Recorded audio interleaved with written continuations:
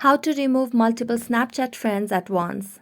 Hello everyone, welcome to this channel. I'm Emily and I'm here to help you out today. So without any delay, let's get started. So first of all, launch the Snapchat application on your device and make sure that you're logged into your account. Next, what you can do is simply tap on the chat option over here at the bottom of the screen, or you can simply go to your profile at the top left corner.